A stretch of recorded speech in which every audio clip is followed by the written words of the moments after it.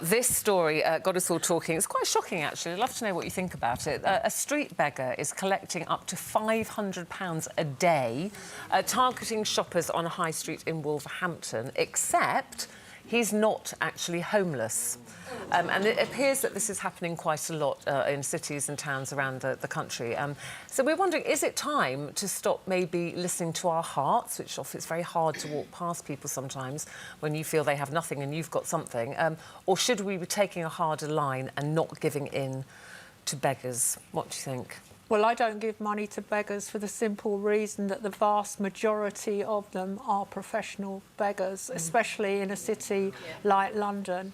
And a lot of the begging pitches are divided up like busking pitches where they have slots of the day and they are situated behind, next to supermarkets in middle-class areas, and we will have seen them, you know, one person goes and another one comes in. It's quite uncomfortable sometimes, isn't it, if you're at the cash point, when you're there literally with cash. Exactly, and they're kind of in your space. And most of the homeless charities, and well, a lot of charities say do not give money to beggars. And the man that founded the big issue, and he didn't know what he was talking about, John Bird, says do not give money to beggars because that money is going directly, in 9 times out of 10, to finance drink or drug addiction. So you know what, Ruth, I just look on beggars as street performers. You know, it's a performance, they're acting. Give them money if you feel like it, but don't delude yourself. But it's actually doing any good. Begging is actually begging is illegal. I mean, a lot of street performers now have to have licences, don't they? And then the tubes in London, and under the Vagrancy Act, it is illegal to beg, and you can be arrested. I mean, normally you'll just be told to move on, but if somebody is persistently begging, they can be arrested. But how can you police it? How then do you know who is worthy and who isn't worthy, and how do you make that choice, informed choice? None of us can do that, can we, if we don't know? Well, the charities, we've spoken to a few of the homeless charities, and you know, really backing up what Janet said, and it was interesting. They said most homeless people are not beggars, most beggars are not homeless. So, which is interesting. So they're saying they are professional beggars, and mostly they will have a drug or drink addiction. So by handing them money... No, but I'm just saying, they're saying the majority of beggars, not homeless people, this is where you've got to make the distinction. So the people begging more often than not, are not homeless, and they more often than not will have a drink and drug problem. And so the charities are saying, by handing them cash, you might as well go and hand it to the drug dealer around the corner, because that's where that money will end up. So are you saying never to give anybody money then? They're saying you're better off doing it through the charities. Exactly. You'll help people, actual, you know, bona fide homeless people. I would still like to know how much to the charity. How much that goes to the charities goes towards those homeless people and doesn't go to administration.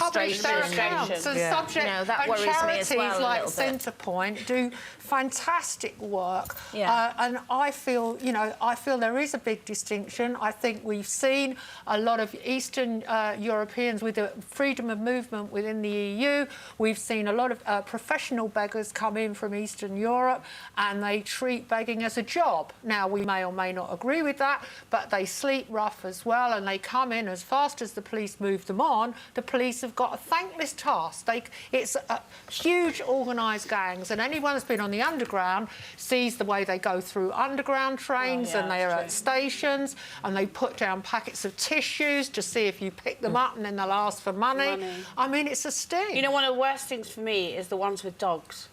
Because they, you know, you see them, don't you? And you actually want to buy the dog, but of course they won't, because the dog is their crutch, if you like. I mean, I have actually, when I've seen people, you know, when they're frozen and they're sitting there with hardly a coat on, taken them food.